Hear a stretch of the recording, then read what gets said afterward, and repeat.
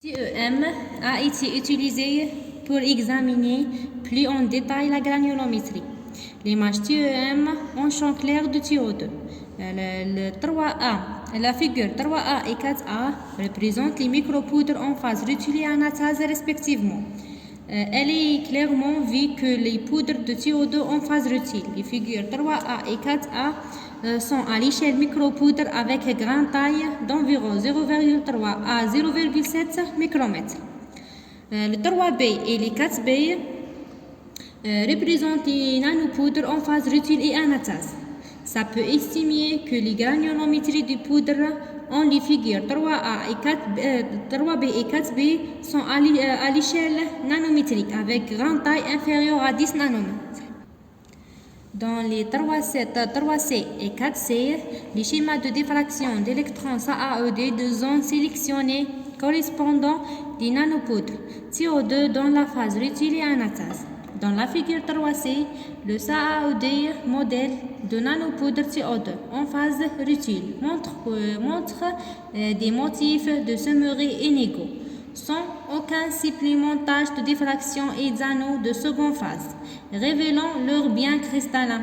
D'autre part, dans le 4C, les modèles SAED des nanopoudres TiO2 dans la phase anatase montrent que la luminosité et l'intensité de l'anneau polymorphe sont faibles. Elles sont donc mal cristallisées et en partie amorphes.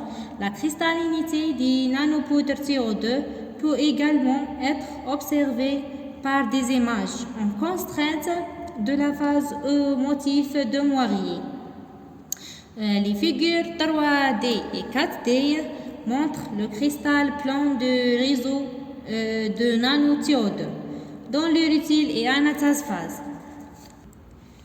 On voit que pour la phase rutile, un seul plan de réseau cristallin 1,1,0 avec un espacement en D de 0,301 nanomètres est obtenu alors que celle de l'anatase donne de nombreux plans de réseau cristallin avec un espacement D de 0,313 nanomètres pour les plans de 1,01.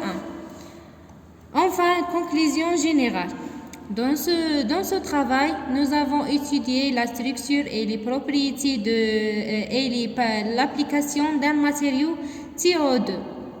Le TiO2 possède 7 intérêts de plus en plus croissants, des faits qui sont bon marché, non toxiques et non biodégradables dans la nature où rencontre le TiO2.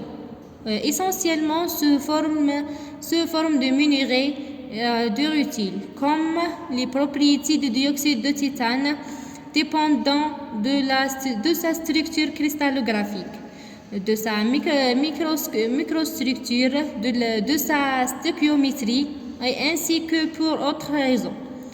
Il paraît évident que l'importance de TiO2 ne peut prévenir que dans l'état synthétisé. En effet, 95% de la production mondiale de TiO2 est de synthèse. Merci pour votre attention.